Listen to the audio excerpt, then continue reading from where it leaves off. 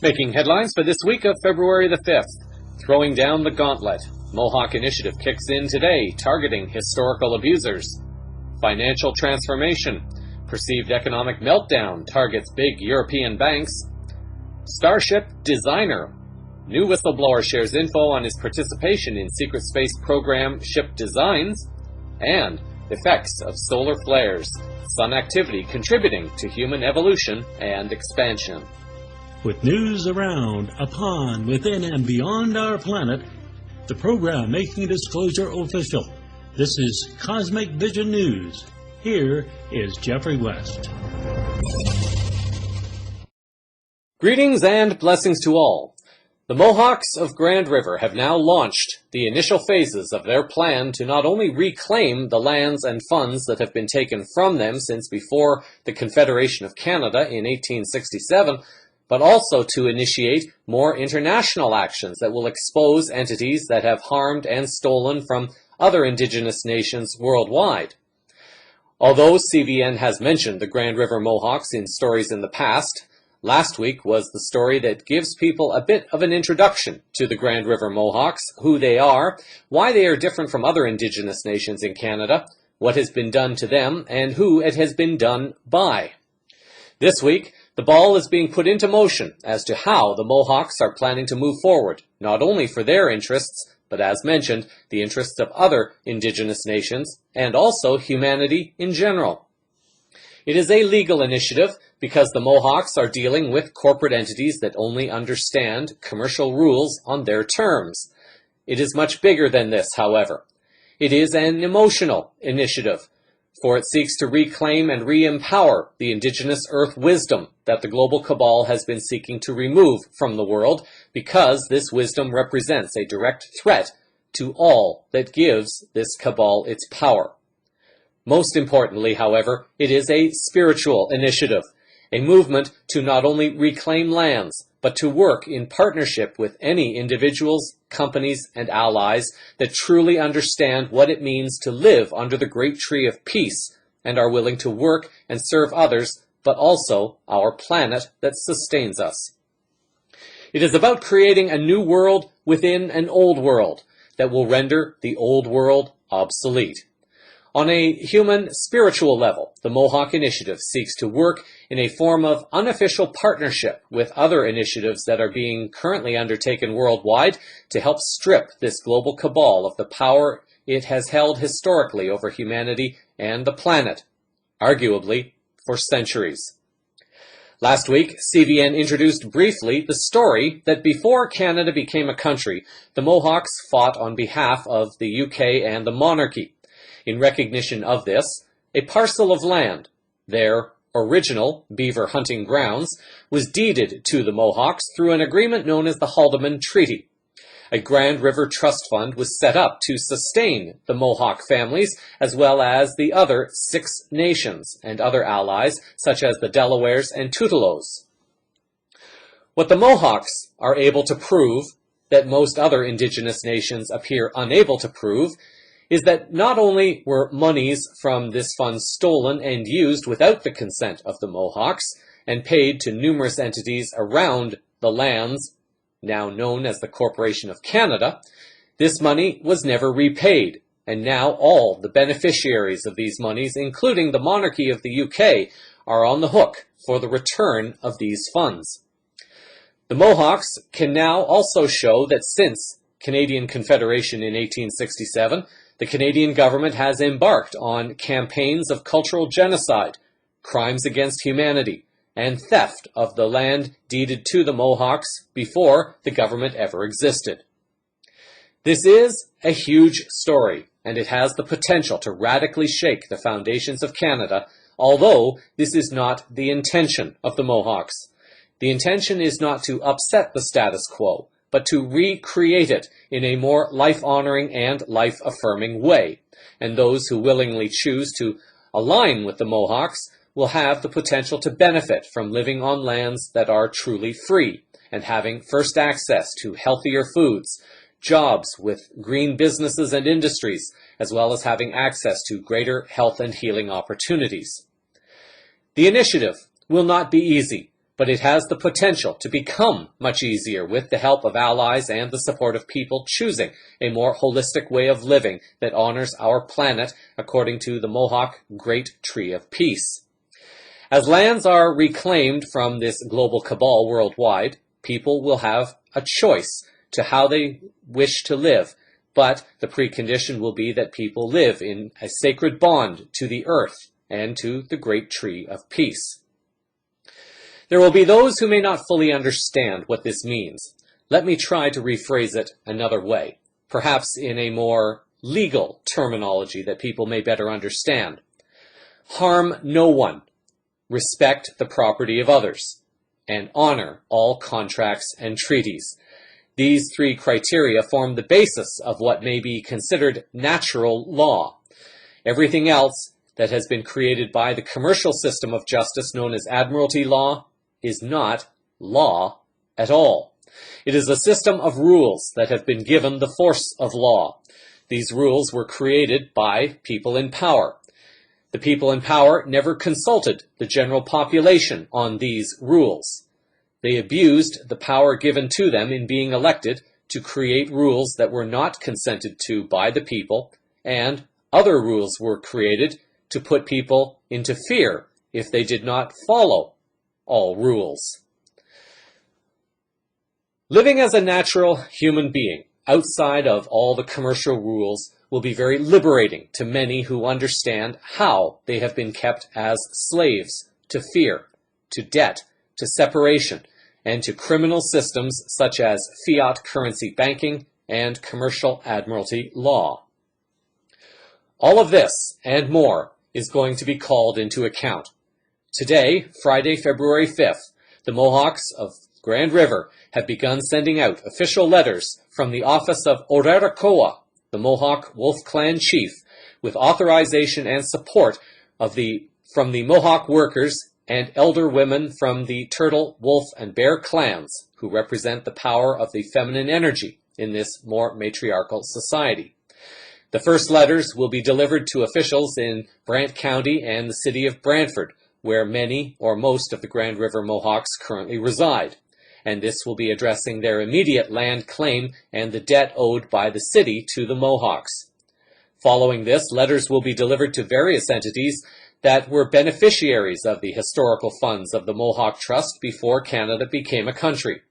These include the Regional Municipality of York, the St. Lawrence Seaway, the Trillium Railway Company, the Canadian National and Canadian Pacific Railway Companies, the City of Hamilton, the African Methodist Episcopal Church, the City of Toronto, the Law Society of Upper Canada, McGill University, the City of Montreal, the County of Simcoe, and arguably the biggest fish, the Walton family, who are behind the Walmart chain of stores and their multinational corporate entity, Walton International.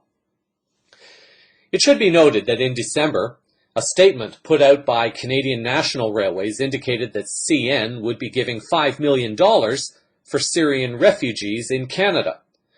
What this very likely means, as regular listeners might guess, is that CN, while having a debt to the Mohawks, is spending money to support what is very likely the immigration of Daesh militants trained and funded by the U.S. and Israel to be admitted into Canada under the humanitarian title of refugee.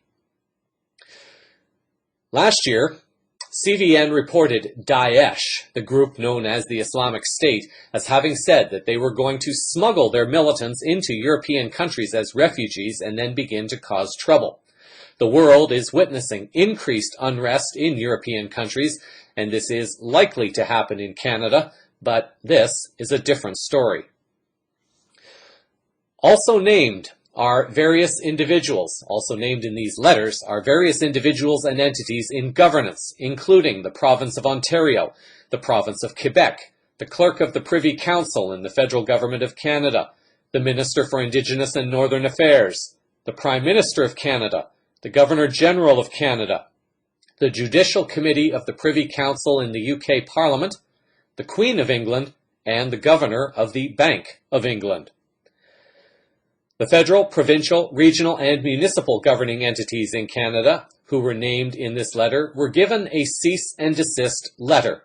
This is a legal term stating that the governing entities must stop failing to consult with the chief, the Mohawk Wolf Clan chief, deliver records of past dealings, and undertake to establish meaningful communications without delay. Until now, the Grand River Mohawks, as natural beings, have not been invited to participate in any government activities involving the Indigenous groups in Canada because the government does not recognize their status as natural humans upon the lands to which they have been given custodianship, but also whose lands have been taken from them by the same entities who are not recognizing them.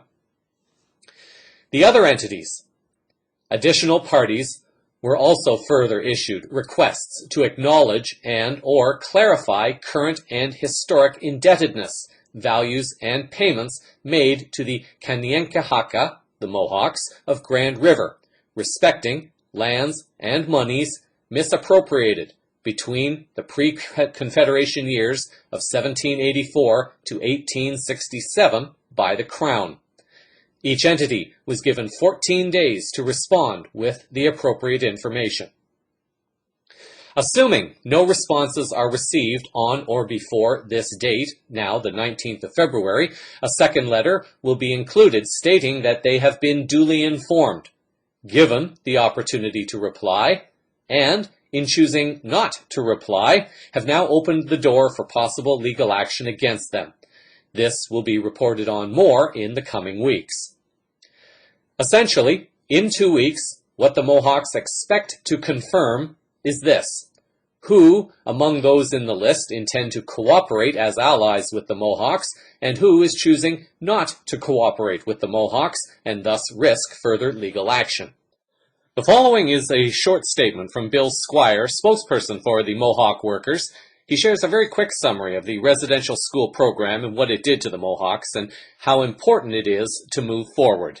One of the things that I would like to talk about is probably the residential schools. It was closed down in 1975 at a time when Canada was getting embarrassed from other countries of the world. Their termination policies and their genocidal policies was being focused on by other countries of the world, and it was bringing a lot of negative attention to Canada, so they closed the residential school down, and this is the start of the reconciliation program that's going on today.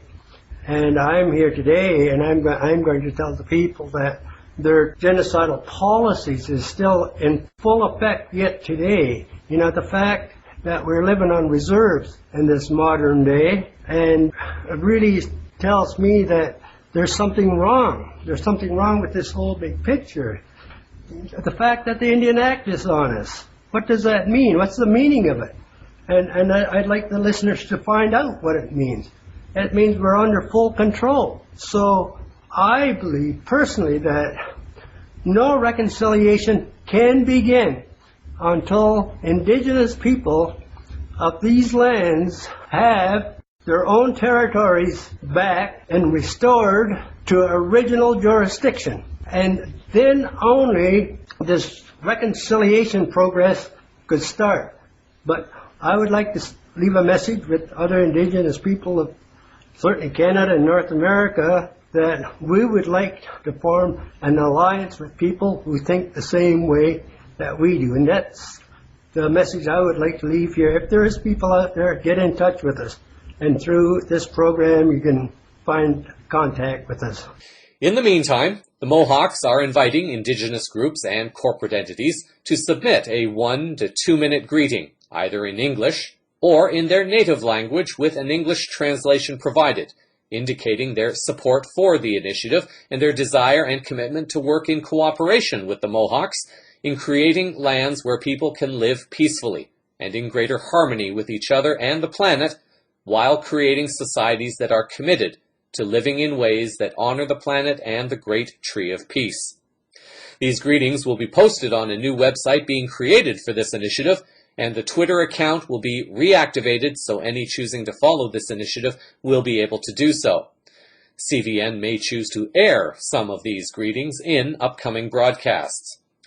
The Mohawks have entered into preliminary discussions with several natural Indigenous groups on the west coast of Canada in an attempt to help them exert their power once again as natural beings. This will represent a threat to politicians and law enforcement, whose power is drawn from the commercial rules being passed off as law. An article from the Canadian Press via the Globe and Mail on January 31st reported the following. Prime Minister Justin Trudeau says a culture is needed within Canadian police forces to ensure Indigenous people are treated the same as everyone else. He said that culture must be changed, and he predicted the push for change will come from the Canadian people.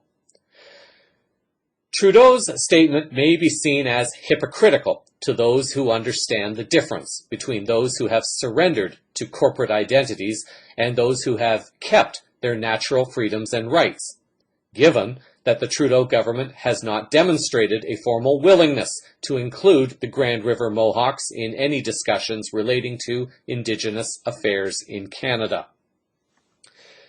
There is another group of Mohawks located in the French-speaking province of Quebec that have not retained their natural rights and freedoms, although, according to an article on the Montreal Gazette website on the 1st of February, this group appears to be beginning to exert its authority ahead of new land claim negotiations.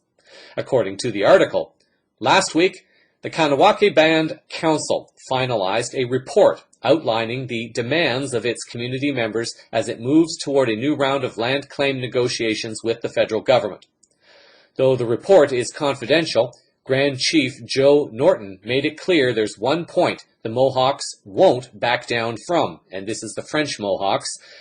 This is our land. We're not surrendering any of it, Norton told the Montreal Gazette. A lot of these negotiations come down to a cash settlement in return for surrendering of lands. That is unacceptable to us. This may represent a serious problem to the federal government. Kahnawak's 45,000-acre claim stretches from Châteauguay to Saint-Lambert, a swath that encompasses 9 Montreal suburbs. Most of the land Kahnawake wants to recover has already been converted into housing, strip malls, factory farms, and gas stations. If Prime Minister Trudeau is looking for change to be pushed by informed Canadians and empowered natural beings, he is about to get more than perhaps he was bargaining for. Considering that humans in general, and in this case, Canadians in particular, have been enslaved to commercial corporate entities, this statement may seem unusual, since the people elected representatives to act on their behalf, and the vast majority are not choosing to do so on the levels that are most important to humanity and our planet. In the U.S., an article appearing on the Fort Russ website on January 31st has reported the following, although this is unconfirmed. The Indigenous peoples of Alaska and Hawaii appealed to the international community through the United Nations with a request to ensure their right to self-determination. The letter was circulated in Geneva. In the address, the representatives of the peoples of Alaska and Hawaii urged UN members to raise the issue on May the 11th in the framework of the consideration of the UN Council on Human Rights, of the periodic review of the human rights and freedoms in the United States.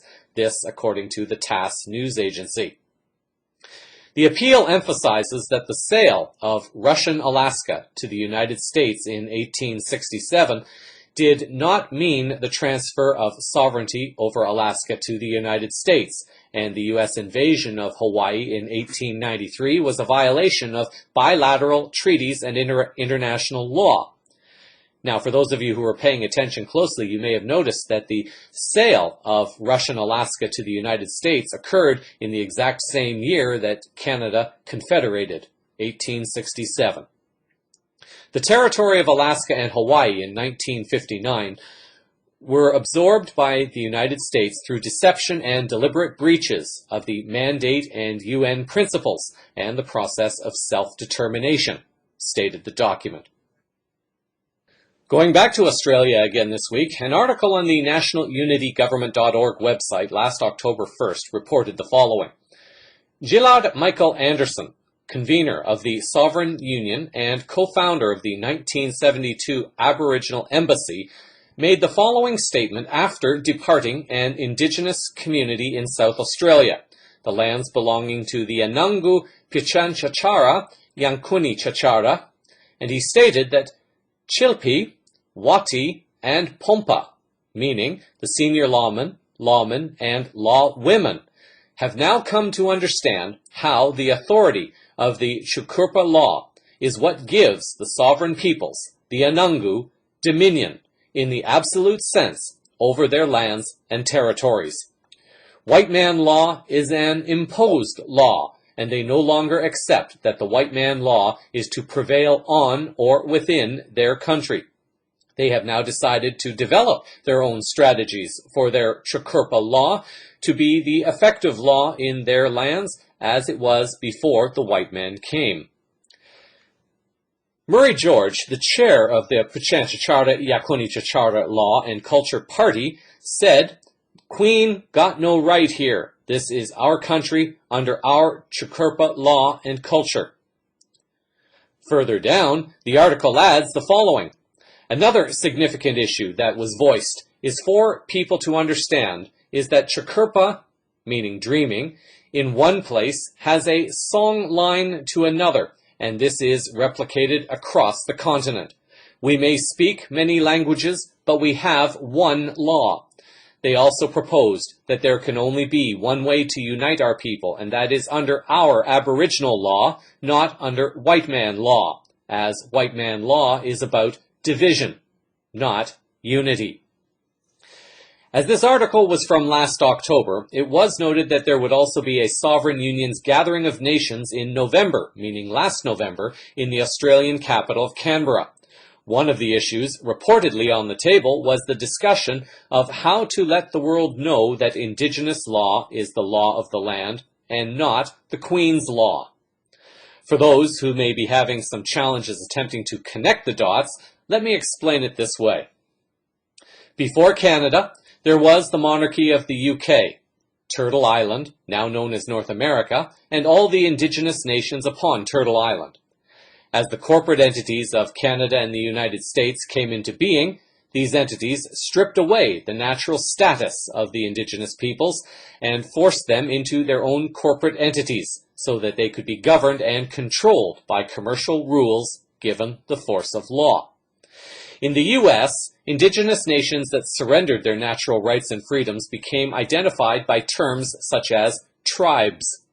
In Canada, the Indigenous groups that surrendered their natural rights and freedoms became identified as bands under the corporate entity of the Assembly of First Nations as defined by the corporate legislation known as the Indian Act. As mentioned last week, there are Indigenous groups that have consented to surrendering their natural freedoms and rights to attain other privileges as corporate entities existing under commercial rules. Then there are those that never surrendered their rights, and yet governments still attempted to impose their commercial rules upon them and treat their lands as though they belonged to the corporate entity, which they do not. What makes the Mohawk Initiative so significant and so powerful is that the Mohawks can actually prove all of this, whereas other natural Indigenous groups may not be able to prove it, and if they can, they may not know exactly how to use the information. To be fair, some of the entities named in the Mohawk letters may never even have understood what happened, and this is why the Mohawks have issued this letter inviting them to investigate and to acknowledge their debt before any further action is taken against them. However, once this further action has begun, it is going to expose a lot of corruption and mistreatment in Ontario and Canada, and very likely beyond. It will also expose several very large current and historical commercial entities that have mistreated and abused Indigenous groups worldwide while stealing land, abusing the land, and enslaving humans under rules to which they never consented. This is where the Mohawk Initiative has the potential to help numerous Indigenous groups worldwide and humanity in general. CVN will be continuing to bring developments to this story and how events expect to move forward once the cooperators and non-cooperators have been identified. It could be fair to say that this initiative represents a massive tectonic shift that is moving the foundations under which numerous governments and corporate entities have based their power, fraud, and corruption. The coming earthquake represents not only a physical rebalancing on the land of the earth for many humans, but also a coming freedom from these entities in a healing and rebalancing of humans on multiple levels. In other geopolitical news, following in the footsteps of his president, Vladimir Putin, Russian Foreign Minister Sergei Lavrov has reportedly given his own very public press conference that was allegedly unscripted and also ignored by the Western media. According to Gilbert Doctorow, writing for Russia Insider on January 30th, on Tuesday, January 26th, Russian Foreign Minister Sergei Lavrov held his annual press conference before an audience of about 150 journalists, including the BBC correspondent Steve Rosenberg and many other well-known representatives of mainstream Western media. The purpose of this traditional event is to review issues faced by his ministry in the past year and to give his appraisal of results achieved. The minister's opening remarks were concise, lasting perhaps 15 minutes, and the remaining 2 hours were turned over to the floor for questions. Doctorow noted that, to the best of my knowledge, not a single report of the event has yet appeared on major online American, French, British, German newspaper portals or television channels. This was not for lack of substance or newsworthy sound bites, including the headline, "No business as usual" remark. As the sharp-tongued Foreign Ministry spokeswoman Maria Zakharova commented not long ago with respect to a similar news blackout that followed another major Russian press briefing, why are all these accredited Western reporters doing, or what are they all doing in Moscow if nothing gets published abroad? Do they have some other occupation? Doctorow, in commenting on Lavrov's ideas for a new system of managing international affairs, wrote the following. The wished-for new system will be one built on full equality of relations between states, respect for their interests, and non-interference in internal affairs. In a word, he was repeating what Vladimir Putin's call upon nations to rededicate themselves to the principles of the UN Charter, issued in New York in September 2015 at the 70th anniversary gathering of the General Assembly. The new system of global governance will come about as a result of reforms to the basic international institutions, whereby political and economic power is reallocated in ways that reflect changes in relative economic and military power of nations from the days when these institutions were established. Lavrov speaks of our being in a long and painful transition period from a world dominated by the West, which in turn is dominated by one power, the U.S., to a multipolar world with a number of key participants in global governance. But that does not exclude amelioration, as he appears to share the view now spreading in Western media that U.S. and European sanctions will be lifted in the near future. The important message which Lavrov delivered in his on the 26th is that Russia has not and will not mend its ways. He tells us Russia did not beg for relief from sanctions and is not trading its support for Bashar al-Assad in Syria in return for relief over Ukraine. However, the reality will be a retreat from a policy that is unsustainable because it harms Western interests far more than Russian interests. This is the sense of Lavrov's insistence that the West needs Russia more than Russia needs the West. The video and transcripts have been posted online, and links will be in the show summary for this story. In financial news, for those who are attached to the current geoeconomic paradigm, the news is not likely going to be good for those people this week. Much continues to happen on this level, suggesting that the current financial paradigm is in a state of implosion for some people, but more accurately, it is in a continued state of transformation and rebirth.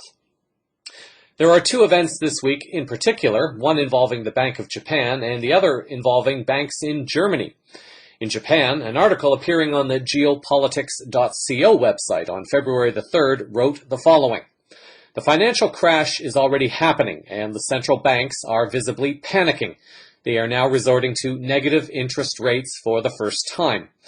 They strongly believe that with this scheme, the middlemen lenders would be forced to lend more to their clients to spur economic growth.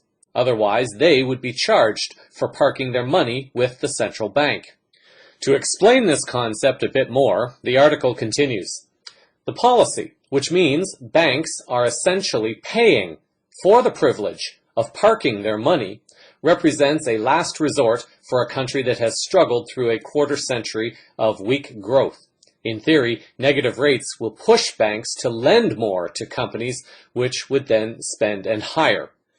The Bank of Japan is following other central banks in going negative on rates, a sign of the continuing global trouble from plummeting low oil prices, stalling international trade, and the alleged slowing growth in China. Japan's Prime Minister Shinzo Abe is seeking new ways to break the country's cycle of decline. To put this another way, the cabal puppet government in Japan is desperately trying to find ways to preserve the current paradigm, which is now impossible. There were several countries that began experimenting last year with the idea of negative rates, as mentioned moments ago. The idea, however, is that it is only kicking the can further down the road because there are no more tools to save the criminally corrupt fiat banking system from imploding due to its astronomical debt and mathematical impossibility of paying off. Shifting over to Germany now, and international attention seems to be focusing around their largest bank, Deutsche Bank, and whether or not the bank is about to collapse like Lehman Brothers did back in 2008 in the US. In Germany, numerous articles are beginning to sound the alarm that German banks, and possibly also EU unity, are in the danger zone. An article on the larouchepac.com website reported on February 4th that the talk in Frankfurt, London, and as far away as Australia is that Deutsche Bank is headed to be the next big one to fail. And that may come a lot sooner than people think. Germany's leading financial daily, Handelsblatt, ran the headline, Deutsche Bank in free fall, writing that the bank's shares have lost 1/3 of their value since the beginning of the year, and that the bank took a loss of €6.8 billion for 2015. Everyone seems to know that the bank is buried under a mountain of fines, including $2.5 billion levied by U.S. and British authorities for its part in rigging benchmark interest rates.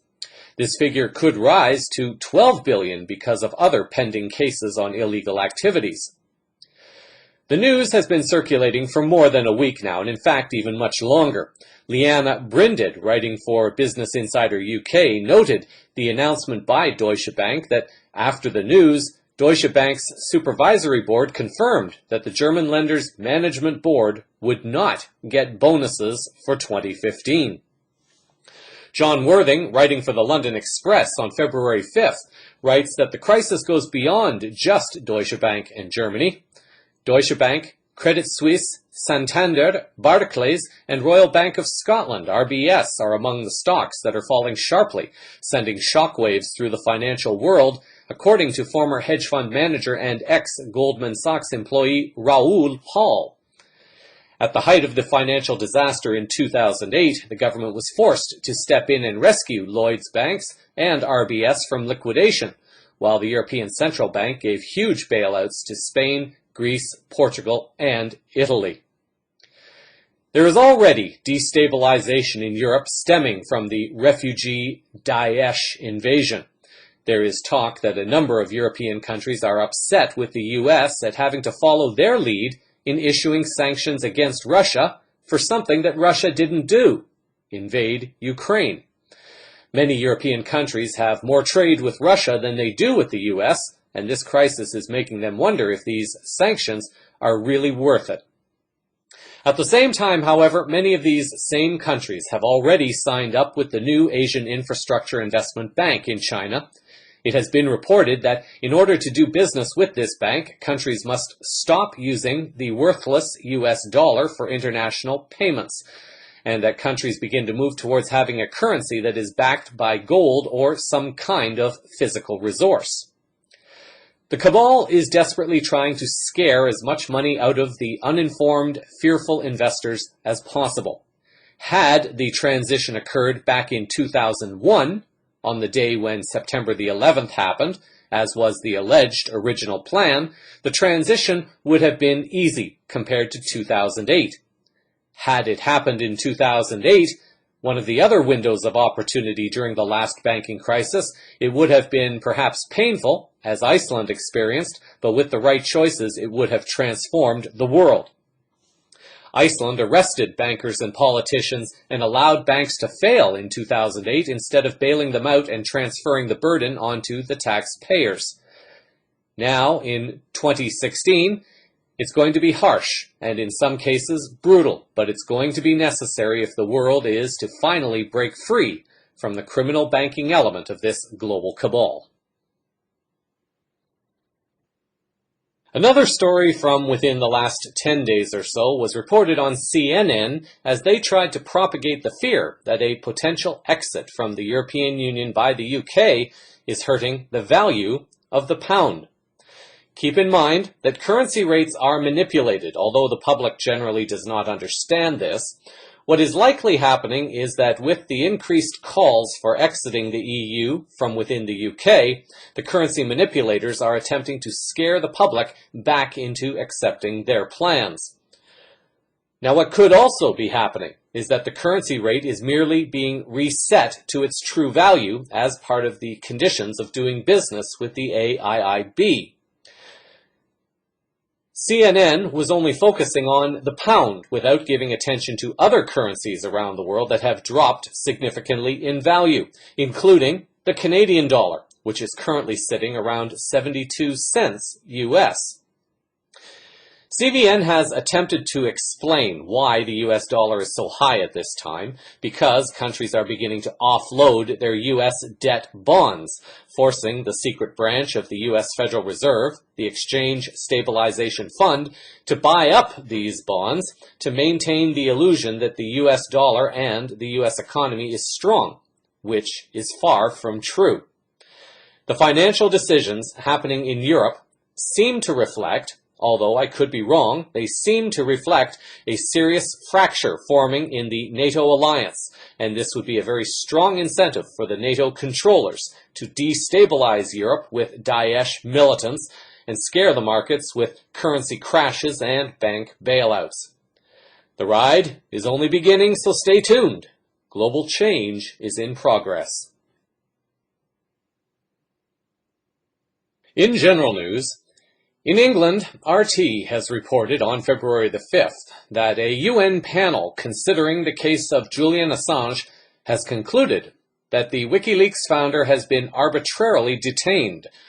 The ruling may bring some small vindication to the leader of WikiLeaks, as he has been trapped inside the Ecuadorian embassy in London, trying to avoid being returned to Sweden on alleged sex-related charges and presumably to be extradited to the US for WikiLeaks' massive release of sensitive and confidential US information provided by Chelsea Manning, who is herself serving a jail term for the alleged crime. It is not all good news for Assange, however. As a British government spokesperson has indicated, the ruling changes nothing as far as the UK is concerned.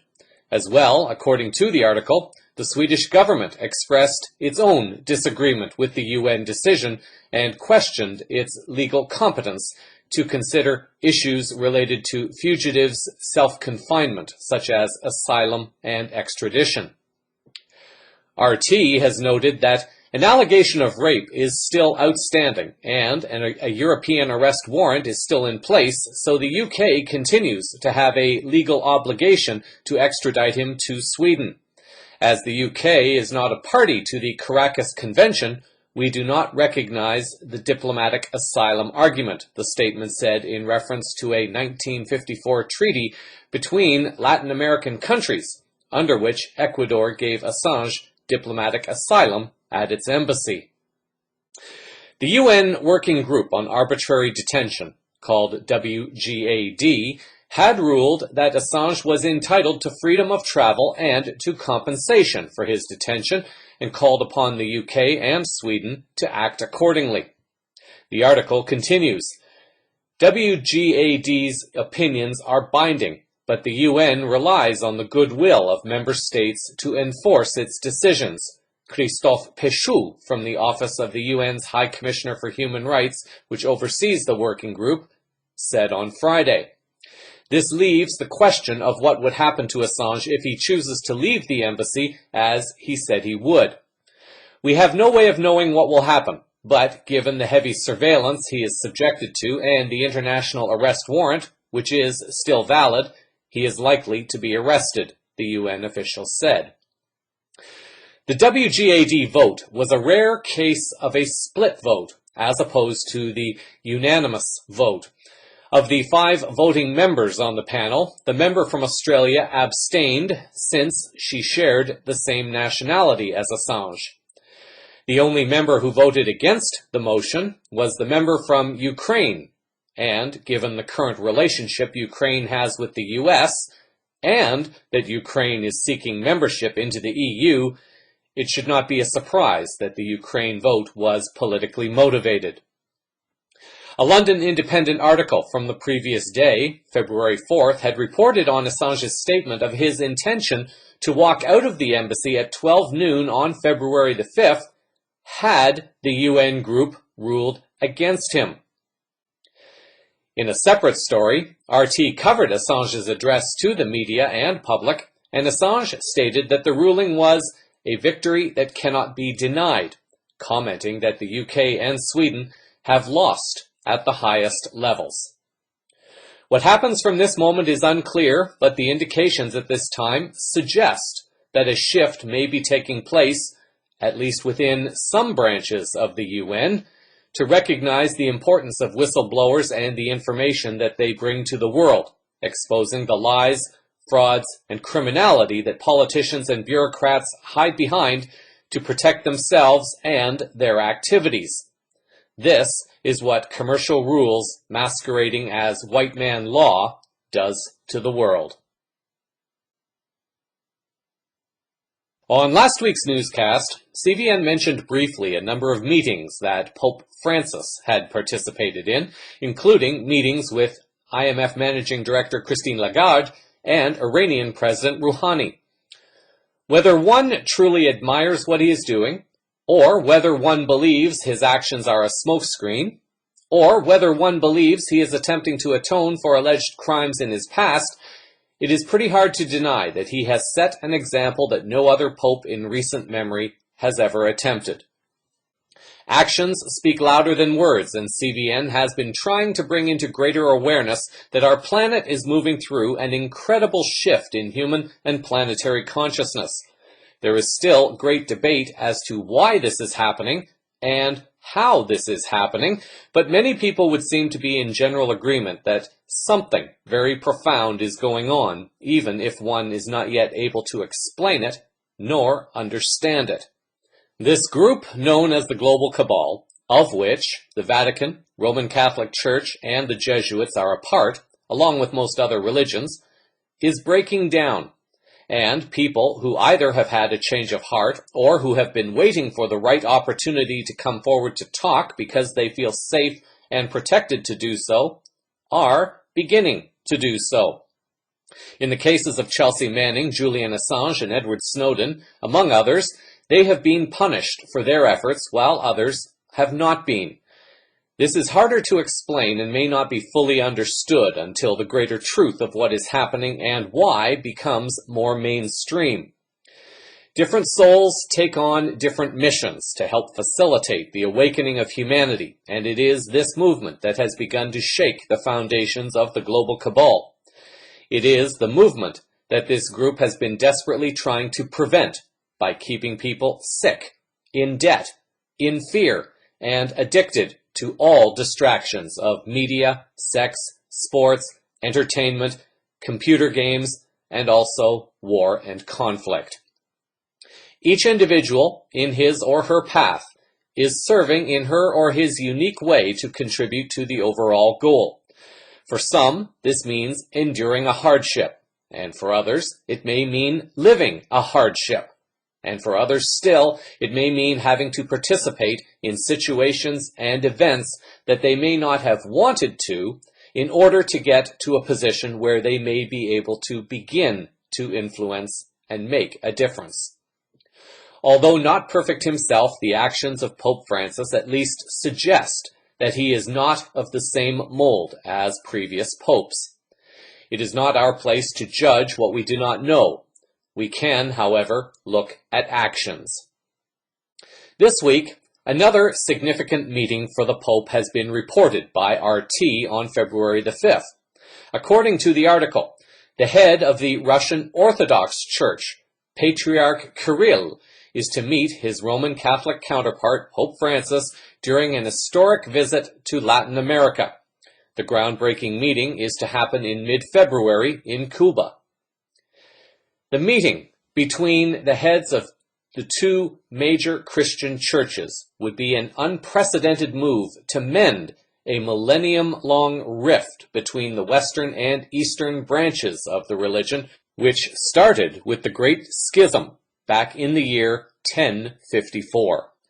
RT gives the publicly announced reason for the meeting as being a discussion over the persecution of Christians suffering at the hands of groups adhering to radical Islamist ideology in places like Iraq, Syria, and Somalia. Given that the world is now learning that Daesh, or the Islamic State, is not linked to Muslims or to Islam, and that it is only a militant terrorist group funded and trained by the US and Israel, and given that Daesh has itself stated that it was smuggling its militants into Europe and Western countries to carry out its agenda, it seems highly unlikely that this would be the real reason for the long overdue historic meeting to take place. This meeting, at least in my mind, would have happened much sooner, I'm sure, had this been the real reason. Listeners who are becoming better at reading between the lines of global events will surely observe the particular timing of this meeting in consideration of other geopolitical events happening. It cannot be overlooked that, given Western attempts to demonize Russia and blame Russia for events in Ukraine and elsewhere, and given that Russia and China are in the process of reshaping the geoeconomic paradigm of the world, that suddenly the public face of Vatican authority is reaching out to the head of the Russian Orthodox Church at this time. The timing is more than coincidental. What also cannot be overlooked is that RT is reporting that, in addition to Cuba, Patriarch Kirill's Latin American tour from February 11th to 22nd includes Paraguay, Chile, and Brazil. The meeting with Pope Francis will happen on February the 12th. For the Russian Orthodox Church, the meeting will be the biggest foreign affairs event since reuniting in 2007 with the Russian Orthodox Church outside Russia after a 90-year split. Historically, RT noted that the Great Schism formalized the break of communication between the Latin and Greek parts of Christianity after years of accumulating differences over theology, jurisdiction, and ritual.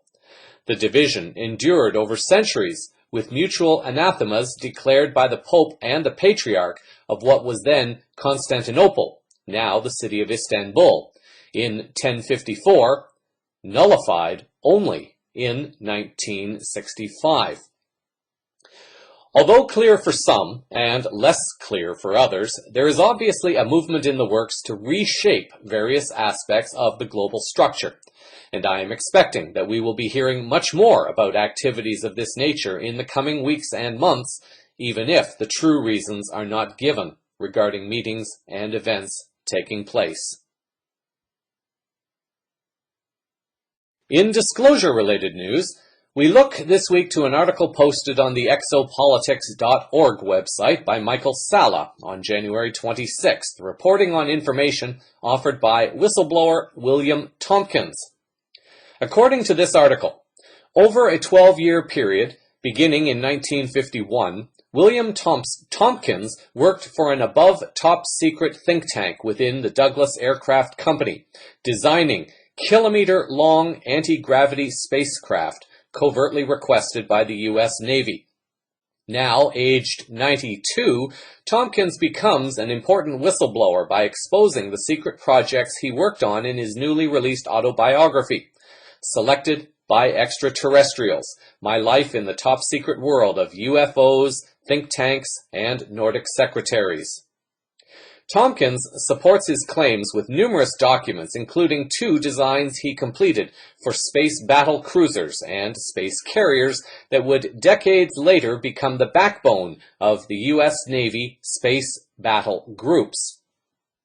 The article also notes that Tompkins was given the job at the Advanced Design Douglas think tank due to exceptional skills he exhibited in his wartime service with Navy intelligence from 1942 to 1945. Significantly, during his service at San Diego's Naval Air Station, Tompkins directly participated in intelligence debriefings of Navy agents embedded within Nazi Germany's most secret aerospace facilities during and immediately after World War II. Over his 4 years with Navy intelligence, Tompkins helped in the covert distribution of data from Nazi Germany's 2 distinct secret space programs to Douglas Aircraft Company, along with other select aerospace companies and universities that had the scientific expertise to understand what the Nazis were doing. Tompkins' designs took some time to be fully drawn up into a comprehensive construction plan. The article states that building of ships began in the 1970s, and the first operational space carriers were deployed in the 1980s under a highly classified space program called Solar Warden. Now, if people have been wondering why the world is so badly in debt, including the U.S., and are wondering to whom this debt is owed, one only has to investigate the secret space programs and the deep underground cities, military bases, and transportation networks that have been constructed at the taxpayer expense. Think of it as highly classified bank bailouts. The US and EU bankers go into countries like Greece, Ukraine, and many others. Money is created out of thin air and is funneled into the banking systems of countries, and these funds are used to pay off the bankers for all their crimes and mistakes while rewarding them with huge bonuses. The repayment of these loans, however, is transferred to the tax-paying public, people who never benefited from the funds that were given allegedly to help the country recover. It is almost exactly the same thing with the secret space program.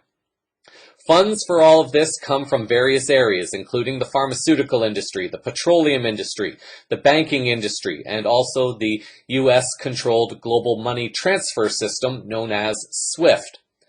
The whole currency pricing manipulation scheme that dominates global markets also generates huge funds for black budget projects.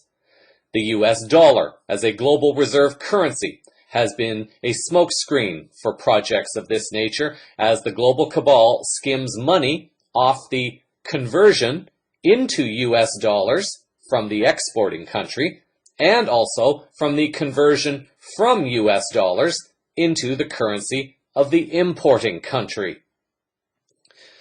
The article offers a bit more about Tompkins.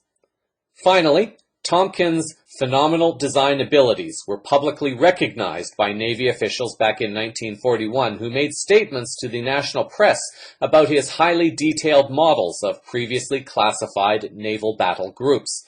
This led to Tompkins being recruited into Navy intelligence in 1942.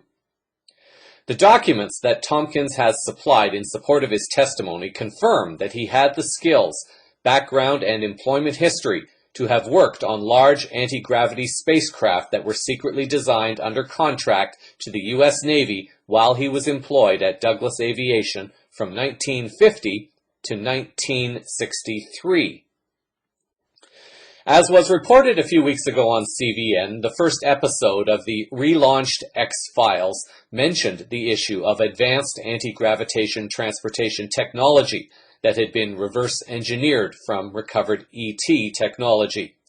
As the program also noted, as have reports that were presented to the citizen hearings on disclosure back in 2013, the man-made technologies were used in the abduction and mistreatment of humans, while allowing humans to formulate their own conclusions that the abductions were allegedly done by aliens.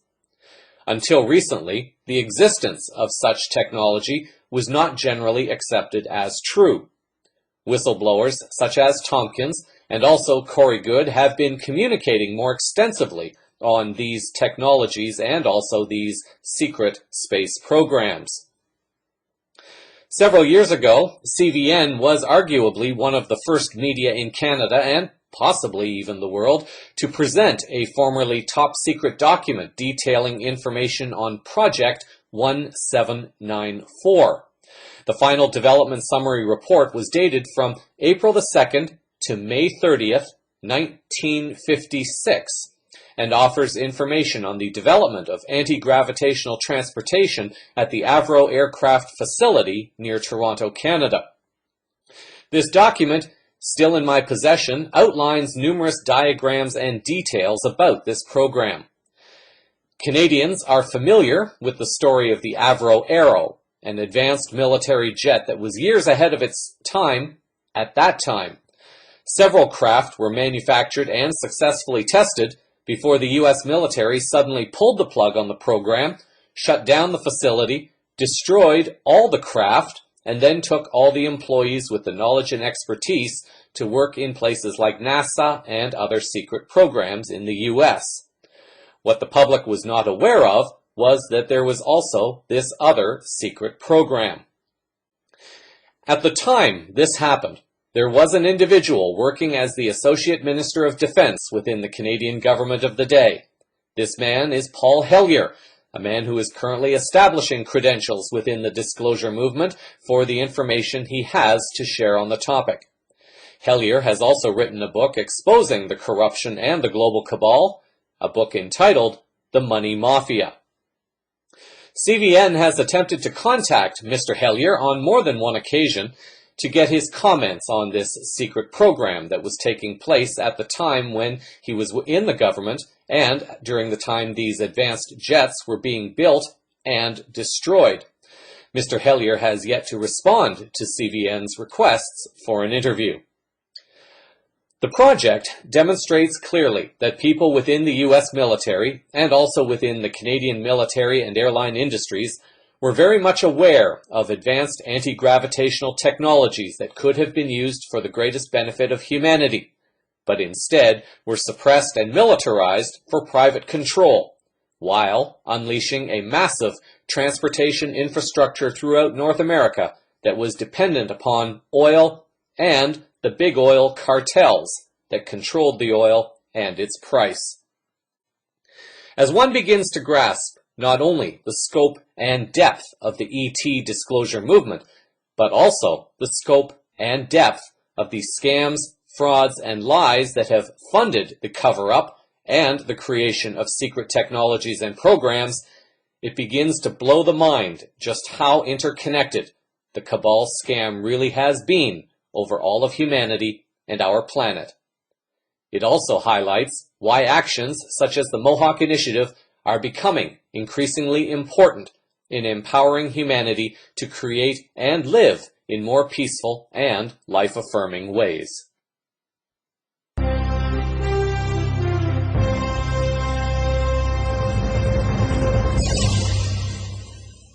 Over to tech-related news, and this week it is being reported that the European Space Agency, the ESA, appears to have beaten NASA in the first to launch the next wave of communications technologies into space, or at least the technologies that the world is currently familiar with. According to arstechnica.co.uk, in an article by David Mayer posted on the 1st of February, a Russian Proton rocket has now lifted off from Baikonur in Kazakhstan, carrying the first node in what the European Space Agency calls the Space Data Highway. The article adds that the system will make it possible for satellites and other craft traveling in low Earth orbit, including the International Space Station and even space drones, to send vast quantities of data back to ground with minimal delay. Currently, satellites are only able to send back data during around a tenth of their orbit time, when they have line of sight with their ground stations. The ISS is a bit special. It uses multiple base stations so that it rarely goes out of coverage. The European Data Relay System, or EDRS, nodes will be able to relay those signals from much farther out in geostationary orbit, vastly increasing that window of opportunity fourfold with just the first node, and ultimately to near constant coverage. At 1.8 gigabytes per second, the link will also provide faster transfers than currently possible, sending up to 50 terabytes per day. The technology represents the beginning stages of establishing the commercial market in space laser communications. The ESA and the European Commission's System of Earth Monitoring Satellites will be the first users of the new system. Because it is information transmitted in the form of light through a focused laser, it does have its challenges, at least initially, because only one customer at a time can be served because a laser beam is very concentrated and focused. The article writes, "It's a laser beam. You have to point it accurately. It's the same as taking a flashlight in Europe and pointing it at a €2 coin in New York." That's one of the main challenges for developing the laser communication terminal, but also developing the satellite. It has to be stable enough to allow that kind of accuracy. Whereas most current satellite ground stations are in the US, Canada, and Russia, the EDRS system is based in Europe, and for some, this may offer a more comforting assurance of safety. As far as the security of the technology itself, the article notes the following. It's also impossible to jam and extremely difficult to listen into the transmissions.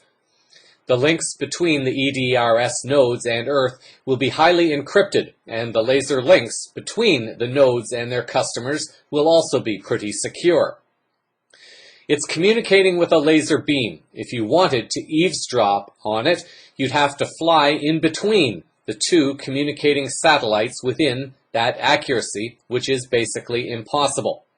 As the counter-terminal can only receive one beam at a time, jamming is also off the menu.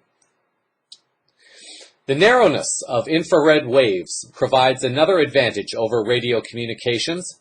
The terminals can be much smaller, with lower power requirements, allowing for more petite satellites that can provide huge cost savings. There's also the matter of avoiding the bottlenecks that are forming on traditional satellite communications bands as more and more satellites crowd the skies. As was mentioned moments ago, the global cabal has been sitting on advanced technologies for many decades. Only little by little are new technologies being rolled out so that cabal-controlled companies can continue to profit from updates that become the latest tech trends. This has been the strategy behind computers, cell phones, and other products that are launched, and people pay huge fees to be among the first buyers, even though the company is already in the advanced planning stages of at least the next 2 releases, knowing that they will profit on those also, while offering accessories that only work with certain software or hardware.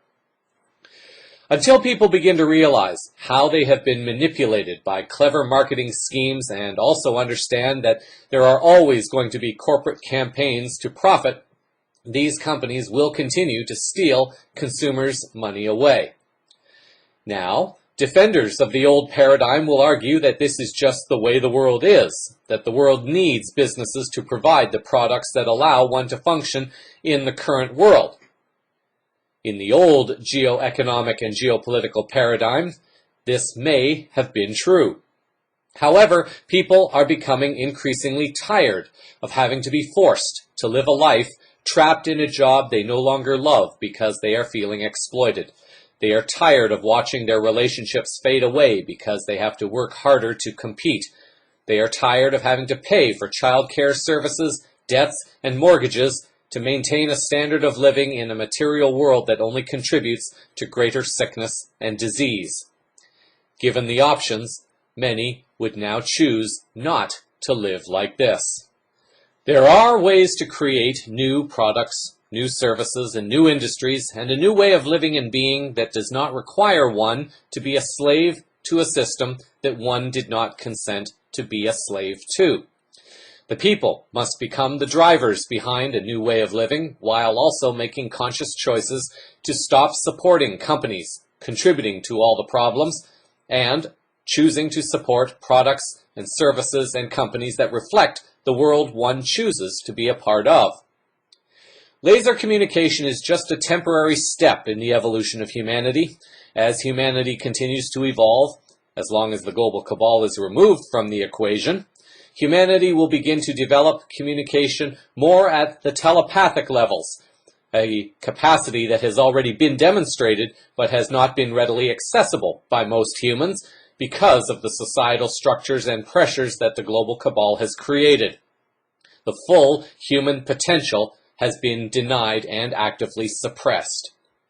The Mohawk Initiative seeks to help reclaim lands from the global cabal so that people, wherever they are, will have their own choices to create their own communities on their own terms that facilitate greater peace, health, joy, and well-being for all. For now, there is still work to be done, and we have to take advantage of the technologies that are available to us and use them in the most efficient, most effective, and most life-honoring ways to begin creating the world that we are now claiming to want to experience. The article notes that it will take several weeks to confirm whether the payload is functioning as planned.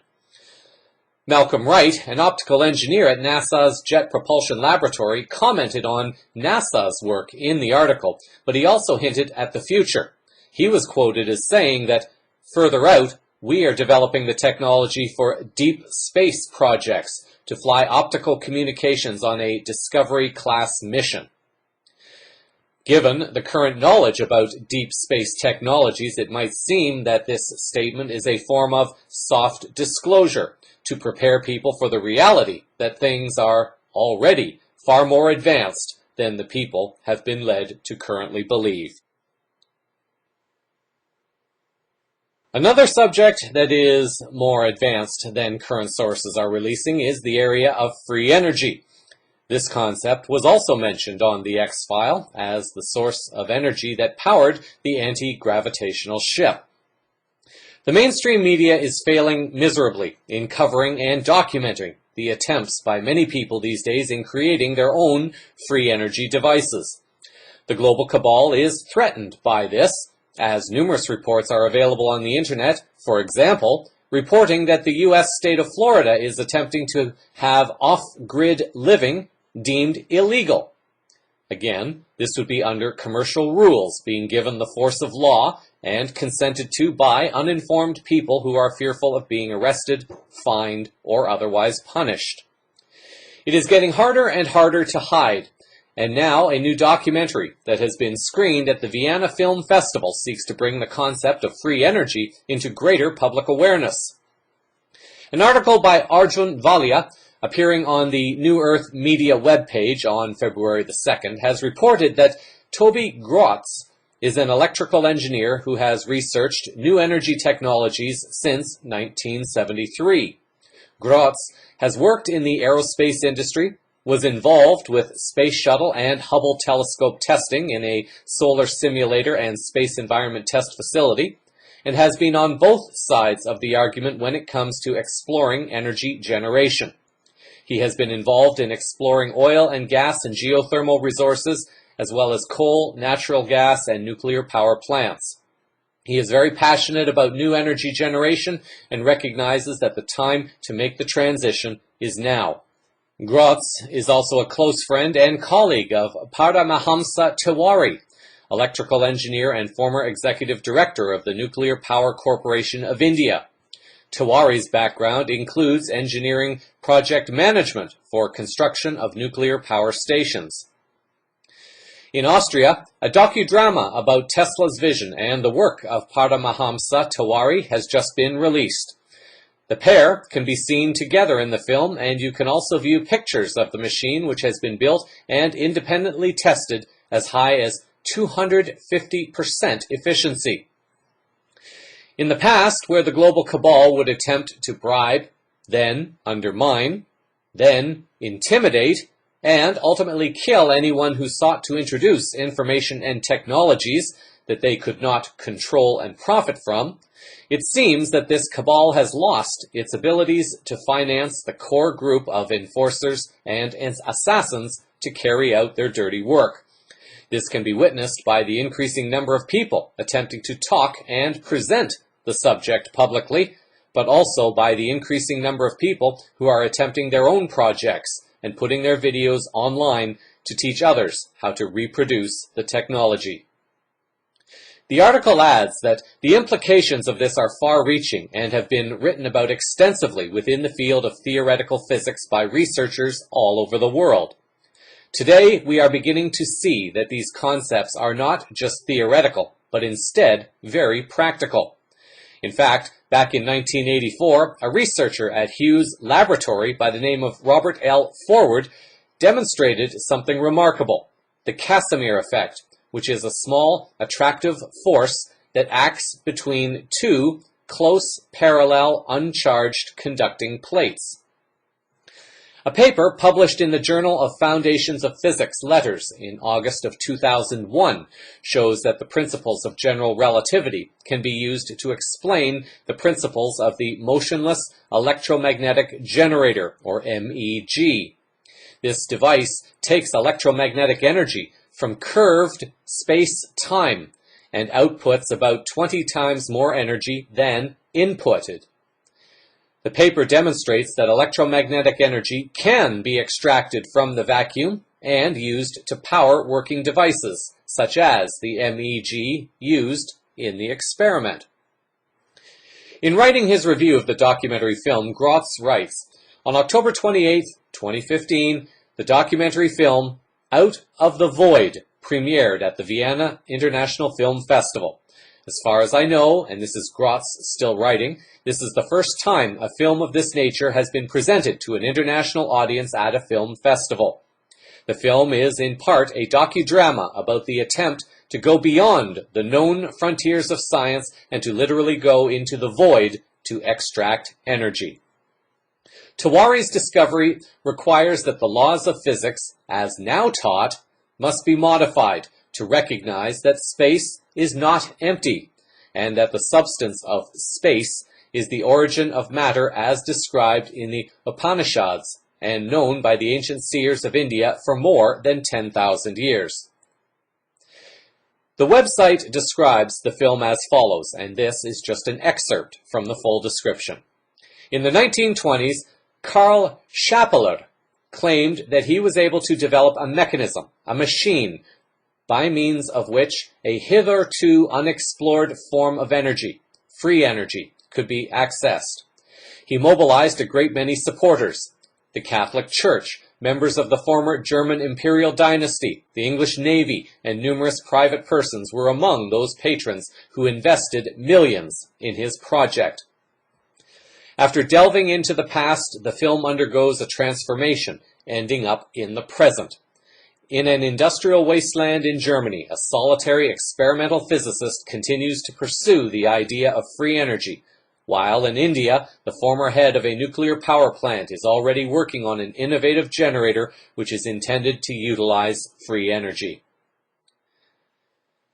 This is only one of the many ways humanity has been conned into living the world as it was created by the global cabal, and thanks to the courage of countless people worldwide, this information of free energy and more is becoming mainstream, and more will have this technology and be able to begin breaking away from cabal control and supporting themselves freely and abundantly. Dr. Stephen Greer is well known for his work on disclosing not only ET technologies and the existence of their existence, but also of the advanced energy solutions, and has shared a video on the work of Hal Puthoff on their website. Greer's work, Serious Disclosure, also has its own documentary highlighting connections between ETs and advanced energy technologies. Numerous links to all information referenced will be included in the show summary for this story, including the 2 scientific papers documenting the science from 1993 and 2001. Finally, in health news, many people have been feeling odd or having a sensation of not quite feeling connected to reality, or at least reality as they once understood it. People are experiencing profound shifts internally as they find themselves unable to eat certain foods anymore, or they are reacting to foods that they once loved. They are shifting in their external worlds, wondering why certain friends or family are no longer a part of their world, or why their relationships are changing or ending, and why they are no longer enjoying a job they used to love. They are shifting in their observation of the world at large, and depending upon the individual and his or her personal perspective, that view may be negative or it may be positive. It is very challenging for one to grasp these kinds of changes and connect them to something non-physical, such as energy, or to understand these changes as they may relate to one's health. Each individual will receive what she or he needs when he or she is ready to receive it. One of the changes taking place that is not reported in the mainstream media involves the sun, but it's not only the sun, but also every planet within our solar system. The following article relates specifically, however, to the sun and its impact on all physical and non-physical life on this planet. The article, appearing on the bibliotecapleiades.net website, shares information on solar flares and its impacts. A solar flare is a result of a magnetic storm on the sun, which appears as a gaseous eruption, releasing and projecting huge amounts of high-energy particles away from the sun. Sometimes the Earth happens to be in the line to receive these energies from the solar flares. The article continues. According to Mitch Batros of Earth Changes Media, one of the best-known prophecies or predictions of our Mayan elders is the message of a changing paradigm of our era. In the words of the Maya, it is said that we are now in a time of change and conflict. The change is coming from the outside in the way of weather, natural phenomena, celestial disturbance, including sun flares, and man-made self-inflicted trauma. The conflict comes from the inside in the way of personal challenge, grief, bewilderment, depression, anxiety, and fear. It is said we are at the crossroads, a time of choosing a new path, deciding on a new self and community direction, venturing into the unknown, finding our true identity of being. The article notes various effects of solar flares on human consciousness, affecting the central nervous system, brain activity, and human behavior. Solar flares can also cause people to be sensitive to a number of different conditions, including but not limited to nervousness, anxiety, worry, dizziness, shaking, irritability, exhaustion, feeling unmotivated, nausea, head pressure, headaches, and more. The article continues, the solar flares and photon waves are changing the fabric of our physical reality, as they have a powerful effect on our physical cellular level, causing our cellular memories to awaken and clear. Our lower emotions are low-frequency energy stored in our cells from past experiences and traumas that we have encountered and never processed, so they become stored as cellular memories. Photon energy is a much higher frequency energy that pulls up the lower emotional frequency so it can calibrate to the higher frequency. Thus, we find ourselves releasing these lower emotions of sadness and grief without knowing why. The interesting fact about this energy is that since it is of a higher frequency, it creates the power of instant manifestation of our thoughts, which means whatever we think, we create instantly. This never before happened in our lifetime, and that is why many people are writing books on the subject of the power of attraction. Photonic energy connects to our thoughts, so it is important that we know what we want rather than what we don't want. Otherwise, it will manifest more of what we don't want. Perhaps you may be one experiencing some of the following. A sense that time and space are beginning to wobble erratically, losing track of time easily, lose words when speaking, not sleeping well, seeing your days fly by, unusual dreams and lots of tossing and turning, body aches, pains, dizziness, and other physical conditions, feelings of deep grief, feelings of being ungrounded, cold feet, visual disturbances, tongue dryness, throat and thyroid issues, and more. It is part of the changes that we will go through on levels that we are uniquely different and equally beautiful for each individual. As one recognizes what is happening, hopefully one will not fall into fear and go get more pharmaceutical drugs to try to treat what is going on. By doing so, you may be limiting your personal growth and awakening. If there are concerns, by all means, speak to a health professional to put your mind at rest, but use your own heart discernment as to whether or not your conditions truly require treatment, or whether it is a part of your energetic upgrade at this time. In this week's final words, the message this week is not going to be for everyone. Some will hear these words and will know immediately that it feels right, and they will relate to what is being said because one is experiencing it on some level in one's own world. For other listeners, these words may blow your mind into next week or next month, and it may be information overload. Either way, it's perfectly okay. As I remind listeners constantly, what is true for one in the current moment of now may not be true for someone else. However, in a future moment of now, one may decide that something is now true when it was not true before, and one may also decide that something is no longer true when it was true before. That which is considered truth is often relevant only to the individual perceiving the information and giving that information meaning based on the definitions that one is using to explain reality to oneself. Last week, Bashar described this idea of definitions and how one uses definitions to define one's experience in the world. This week, I'm going to go in a direction that many people are beginning to talk about, even though there are many others who are not yet ready to handle this information. If you feel you are not ready for this information, just set it aside. It may not mean anything to someone this week, but maybe in the near future, one will meet another person, and this topic may suddenly come up for discussion. The individual may seem surprised that suddenly this topic has again come up in one's world.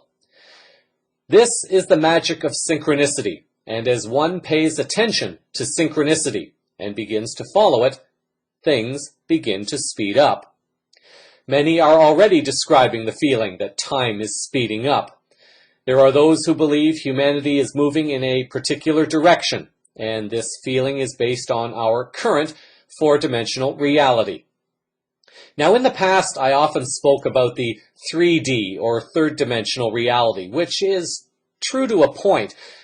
Although I knew this subconsciously, I was not really communicating it properly. Our current reality is in the fourth dimension. We can perceive our spatial reality in terms of length, width, and height, which are the three dimensions, but then there is the dimension of time, and we now have a fourth dimensional reality. It has also been called a third density. As our collective consciousness awakens and expands further, we step into our greater power as spiritual beings. This is the power that the global cabal is desperately trying to prevent from awakening at this time. They know that if humanity fully awakens to who and what they are, it will be game over for them. This is, in fact, what is already happening. We are moving into the last dimension of physicality, the fifth dimension, or fourth density. More and more humans are perceiving things on multiple levels that they were not previously able to do. Children are coming with amazing powers and gifts, and thus the cabal wants them poisoned with bad food, fluoride, chemtrails, vaccinations, and radiations from cell phones, Wi-Fi, microwaves, and much more. This week, another clip from Bashar explains this concept of dimensions and densities. If you do not resonate with the source, that is perfectly okay, but try to get a sense of the words and see if the words have any meaning at this time. As the concept of time continues to fade away, many will be called upon to help interpret the changes that are happening now, and the audio message this week may just be helpful for someone in this sense. Also in the show summary will be a link to another popular video featuring Dr. Quantum as he attempts to explain the concept of 3 dimensions to a 2-dimensional being. Create a wonderful week. Until our next moment of now, I leave you with Bashar, a message received via Daryl Anka as he answers a question relating to dimensions and densities. Sir, I have a couple of questions about the different dimensions. We have been talking about the fourth and the fifth dimension. In general, can you help me to understand, is there physicality there as well, or duality exists? One moment. First of all, we understand in your reality, in your language, sometimes there is some confusion of terminology between the concepts you call dimension and density. Because many people in your so-called metaphysical movement refer to the idea of fourth density, fifth density. Sometimes people will have these terms interchangeable. Fourth dimension, fifth dimension.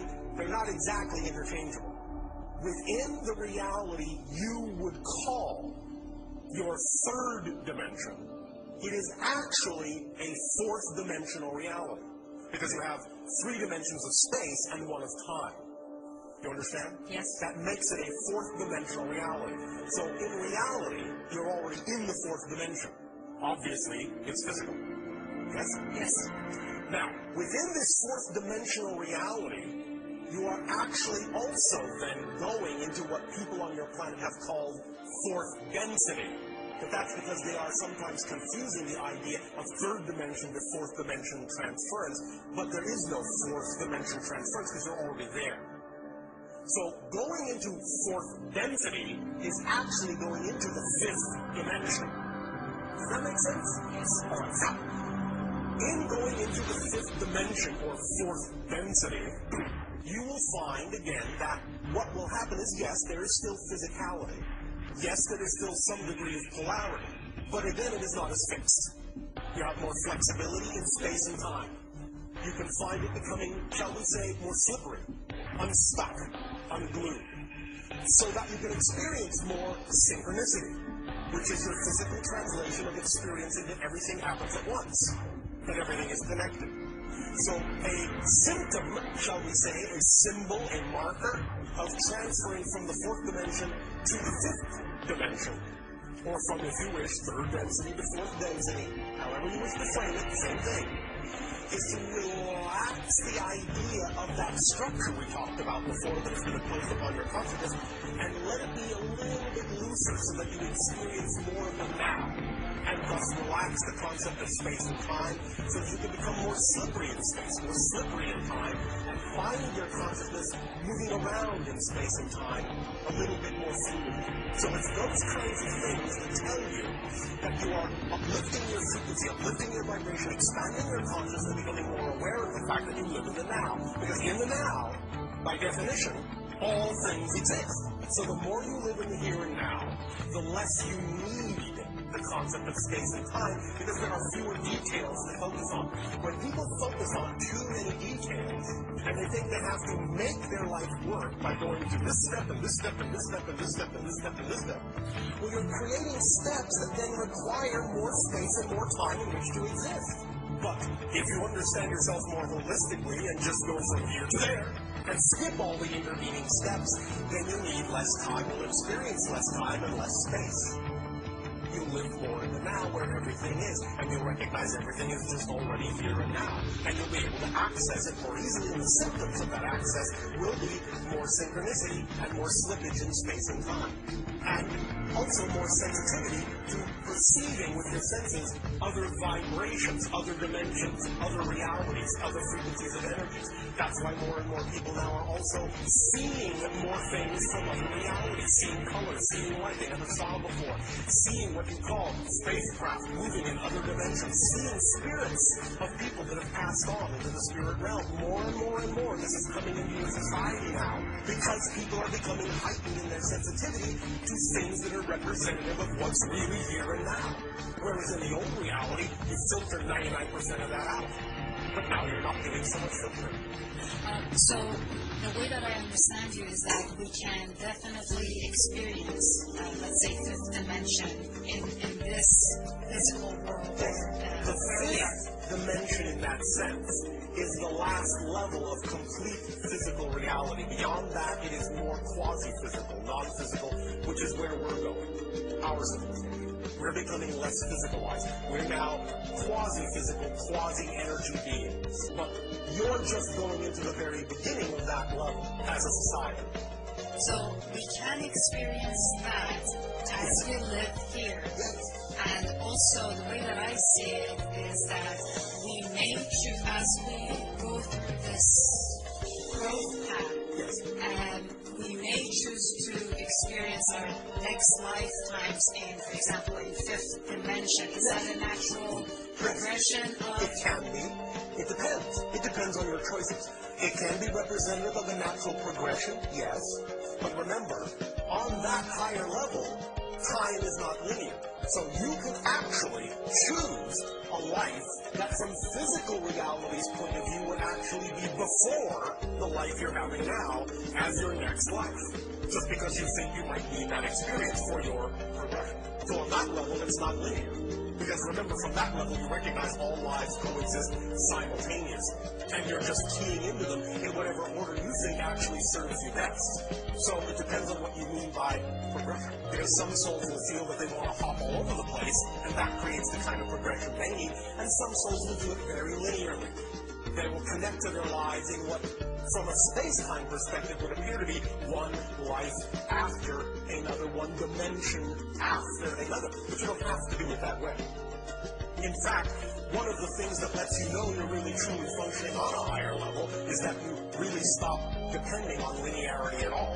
And you start experiencing yourself in a multitude of ways simultaneously.